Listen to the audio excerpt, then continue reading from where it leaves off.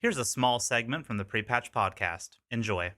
Well, let's talk about another PlayStation game that myself and Enigma have been playing that did come to the PC. And I think this is another one that we can say is a very pleasant surprise. Can I just Done butt really, in really really well. quickly? Yeah. Just say this. For democracy. For democracy. Yeah. So Is that like rock and stone of this game? Yeah, Yeah, pretty much. Yeah. Rock and stone, brother. For democracy. So if you're wondering what we are talking about, we are talking about Helldivers 2. Enigma is the resident Helldiver 2 player right now. He has put way more time into it than I put a lot of have. hours into it, man. I did play quite a bit of the first one and have played some of the second one. The footage you're seeing right now is obviously my footage, but yeah. So Enigma, as the person that's put the most amount of time, I'll let you kind of dive into it. Yeah, no, it's a good time, man. I'm one that has never played this game in general, Helldivers. I've never played the first one, so this was my first kind of forte into Helldivers. And from everything that I've been told, like Helldivers 1 was amazing. Yeah, a lot of good. people have really good things to say about it. A lot of people were very, very stoked about Helldivers 2 coming and being kind of a re-rendition or reimagination of the old franchise with like a 3D over the shoulder kind What of they did, kind they of pulled a Risk of Rain move. Yeah. kind of Yeah. Taking a little game bit. that just totally switching the genre, but keeping the same, dynamic. Keeping and the same aesthetic of the basic game. dynamics. Yeah. Yeah, for sure. So this game is basically, it's and it's funny that we say rock and stone, right? It is very similar to That's what I've been hearing. it's very similar Rock. to Deep Rock in Yeah. that like you go down and you're killing bugs. Like that's what you obviously you're not mining through an asteroid, but you go down on these planets that are overrun with these bugs and these robots, and you democratize the planet. That's for democracy. That's where that comes from. You're democratizing the planets and bringing them With into the violence. fold of the with violence. That's the best way to do it, right? Like Nothing that's says come on now. capitalism and democracy like blowing shit up. But it's extremely good, man. Like I was not expecting it to be as enjoyable as it has been, and they've ran into a couple of issues. There's been some server issues, there've been some connection issues, stuff like that, but like for a game in 2024 2023 area, the 2020 area, right, to release in this good of a state, it's honestly impressive because not very many games do release in a really great state these days, right? Especially a Sony PC launch. Especially ports. And honestly, the port is great. I haven't had any issues with it, which is shocking.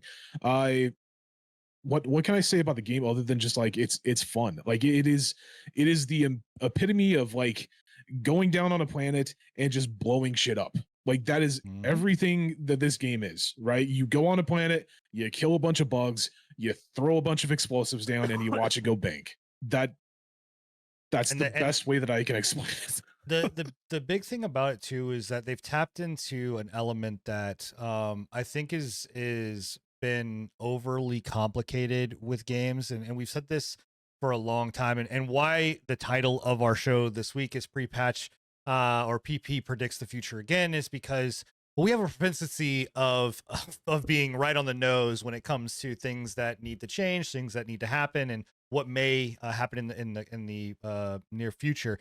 And this is one of the things that we talked about a few months ago. We're saying like, hey, like you don't need to overcomplicate games. Like you don't need something that has to be super fucking crazy, all this shit, or whatever else. And what Helldivers did in the first one so well, they just amplified here, which is it's a very simplistic ideology. You go down and you just have a blast, right? It is literally a playground for you to just go in here and do whatever. Literally, you have a blast. You blow up everything. And the chaos that ensues while doing this is also because friendly fire is on. Like there is very much on. There is no turning friendly fire off. So in fact, there was plenty of times that I almost fucking napalmed Enigma because I did not call out that I was throwing. I was like, hey, by the way, it's there. And I Any did not game that has like fire or like elemental like blasts, like Sin is always just blowing us up. Yeah. So It's a great time. I was literally playing it before the podcast today with a couple of buddies of mine, and we were blowing each other up still. And we've put, I don't know how many hours have I put into this game, like probably 30 hours, 35 hours, somewhere around there. And we've 23, I'm sorry, 23.2 hours in the game right now. I think I'm level 15, so I'm a master sergeant currently. And it doesn't matter, like he said, like you can be like, oh hey, I dropped a bomb over there, I dropped a bombing run over there. Doesn't matter, you can say that, and then people will still run up there and be like, hey, why'd you fucking blow me? And it's like, dude, I literally, you can see a giant red light where I put the fucking thing. Yeah. Like, and it's just the What do you prefer fighting, the robots or the bugs? I think they're both really fun, honestly. The bugs, Is there a lot of they- variation between yeah, the two? that's what I was about to say. Is satisfying to kill. they have very different play styles, right? Like they have very different fighting styles. The bugs are extremely. It's a bug. You can definitely tell. Like it's a hive mind. When they attack you, everything attacks you all at once from one direction, and they just overwhelm you with numbers. Right? That's the basics behind the bugs. Correct? Then you run into like the specials, which are like the chargers. We call them chargers. I don't know exactly what they're called in game. They're just like these big behemoths, like big gargantuan armor clad behemoths, that the only place that you can really shoot them is in the ass. And so you have to like make them charge at you, dodge, and then hook around and shoot them in the ass while they're kind of like getting dazed and kind of coming out of their charge, right? And then you've got bile behemoths, which are these gigantic fucking like bugs, like spiders that like shoot acid out at you, and they're just huge. The only way to kill those is with like an extreme amount of explosions, right? Like an ICBM. Or Was that a nest you just threw a grenade into? that was a nest. Yeah, these are the little things that have like the smoke, the orange smoke coming out of them. That's a big nest right there that we're looking at. That's like a medium-sized nest. The one that he threw one at was a small nest, just barely. But the bugs are extremely fun to play against, and they're kind of like the introductory like enemies that you go up against. And then you go up against the robots, and the robots bring an entirely new dichotomy to the game, right? Because not only are they smart, but they shoot back at you, right? Like they actually have like missiles, they have weapons, they have bullets, right? So you go from being like basically a melee only focused enemy down to like somebody that's actually shooting back at you, somebody that's throwing grenades at you, somebody that's like trying to flank you. They have like a specific AI that like they will call in airstrike, or not airstrikes, like reinforcements behind you, and you'll just be sitting there battling one group of them in front, and all of a sudden you'll be getting shot at from back. Like there'll be missiles flying past your ear from back because they kind of flanked you, right? So it's two different fighting styles, and it's definitely there. You can definitely tell that there is a difficulty rating spike when it comes down to fighting against robots, right? So Cool. that's really fun. And on top of that, it's like each couple of days you basically liberate the specific, like the two specific worlds inside of that area, and then you move to new worlds, and then you have to continuously liberate, and that's how And- that's kind of like your movement or your And is your that game social progression. based? yes, That it's is all social based. yeah, Yes, you're- everybody in the entire. I think it's global, or it might Yep. be region. I'm not sure, but it's a I think it's global. I think it's regional crossplay. it is what- regional cosplay. But I yeah. think that the actual like numbers, when you're going in and putting a mission on the board, I think it's kind of cool because it actually shows you like how many bullets have been shot, how many Helldivers have been killed, how many Helldivers have dropped, how many bugs have been killed, how many robots have been killed, right? And that's I that think mission? that's global. Yeah, for that Yeah, entire for like that area. Oh, world. that's cool. Yeah. So it's very fun, man. I have One nothing thing bad I to say will about it so say far, is man. honestly, from watching it, I'm really impressed with just how the game looks, moves, and It like looks gorgeous. mechanically Yeah. plays. Like from the things that I've seen, I really want to play this game. It's, Yeah, it's do. really fun, It's a man. blast, man. And It I've is a not even blast. played Such that a much. draw like- to me, and I need to get it, but I'm just holding off just for a little bit. But The one thing I can complain about is that like and it's not even really a complaint. Yesterday the Steam servers kind of were being wonky. I'm sure everybody that was playing yesterday on Steam noticed that they were kind of going up and down That's all day, right? Their servers, the people that were playing on that on this game specifically, are very passionate about this game, right? So when they're in a mission, I remember seeing one dude that was like, I had like 30 30 resources that you go on these planets and you can find these rare resources that you have to bring back, and then you can use those to upgrade like your ship, right, for like different passive abilities. He was like, I had like 30 or 20 or 15 rare resources and the fucking servers went down. How dare you? Somebody needs to repay me for that, this, that, and in between, right? It wasn't Helldivers' fault, right? Like Steam servers were the reasons why they went down, but apparently people were going to their Discord server and spamming F in the Discord server, and unfortunately, you get a couple 100,000 people spamming F in your Discord server, it's gonna take a toll on your moderators and your CMs. And one of their moderators basically made the terrible decision of saying, hey guys, stop spamming F or else I'm going to start banning people, which was a terrible idea in the gaming franchise in the beginning with, because if you tell somebody that's a gamer to stop doing something, they're going to do it even more. Yeah. So they had to take down their Discord yesterday because people were being unruly.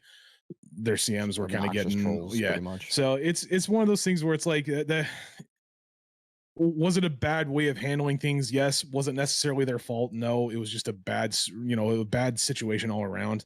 But that's about the only thing that I can complain about right now. Other than that, like, they've been extremely awesome with like updates. They've been on top of updates. They had an update that they pushed out the other day that like made the game run worse. I logged on, I was getting 120 FPS easy all the time. Logged on, I was barely getting 30. So whatever they did on the update fucked over the entire game. A lot of people were complaining about it, and instead of like being like, oh, we don't know what's going on, we're gonna have to wait for another update, they just rolled the update back. And we're like, we'll fix it. Sorry. Well, that's smart. So I feel like no other game like developers do that. Very few of them. Very few of them. Like, just roll back. Like, obviously you fuck something up, and so instead of trying to like take your time and create a new update. The developers and the CEO have been really cool. The CEO has come out a couple of times and basically said that we want to earn the right to monetize our game, essentially. So far they're doing that. I think they're earning the right to monetize whatever the fuck they want to, because they've made a game that is extremely enjoyable, and I would pay them pretty good money to have like decent, they've got good cosmetics, but like a lot of them right now have been kind of meh for me. Is that cosmetic shop, is that now paid real money or is that in-game currency? They have real money. Yeah, you can pay real money for it, but like the cosmetics, they don't have a ton of them right now. Like they only have really 2 armor sets and 2 helmets on any any rotationally basis, right? They rotate them out every couple of days, I think, or every like 42 or 48 hours, something like that. So one of the things that I really enjoyed too about what they said was just like they were like, look, like, we know that live service has a really bad reputation, and we want to show that live service can be done properly and done right. I think they've been doing it. And I think they've been doing a good job with it too. And they've already laid out like what they're looking for content, and like how they're going to be doing content. And actually, one thing that I really, I mean, I love PvP, but I also get, and they're just like, we're not doing a PvP mode. Like, we don't. It doesn't make any sense. Yeah, it really doesn't make any sense for this game unless you had like an entirely new faction. I don't know. I could see maybe a PvP mode where you're controlling like the enemy faction. It would be cool. I can even see a PvP mode with like a capture the flag, salute the flag kind of thing. Like, you have to go through training to understand it, but I get it. I'm like, hey, like, you know what? Good on you. You know what you want. You know what the game is supposed to be. You want to focus in on that. You know what I mean? Like, focus in on, because your game is solid. It works. It's a fun time. People are having a blast with it. The upgrade loop is amazing. The replay value is there. So no, you don't need to complicate things by adding in a PvP and cool. Keep at it, man. Like, it's as long as they can continue doing what they're doing right now, and if they continue to bring out new updates that bring in more ICBMs and like calls and everything like that, more weapons, more armor, do crossover, man. This is what Starship Trooper should have been. I'm really hoping that we get some vehicles as well, because like I don't mind walking around on the planets, but I wish that they had like an actual like vehicle that you could get into and like drive like a rover or something would be cool, like a But it's as is. It's great. It's a good time. It's well worth the money, in my opinion. Okay, and what price point is this? It's 50, believe right? this is 40. 40 bucks. 40, 40. yeah. Okay, $40. $40. Yeah, but well worth the $40. Or Yeah. $59.99 if you want to update or upgrade. It's like a $20 upgrade. So The expansion. Yeah. Hey, I hope you enjoyed the patch notes. And if you want to see more from the Pre-Patch Podcast, don't forget to check us out live every Thursday night at 10:30 p.m. Eastern, or at anchor.fm/Pre-Patch Podcast, or wherever podcasts are listened to. Hope to see you there. Much love.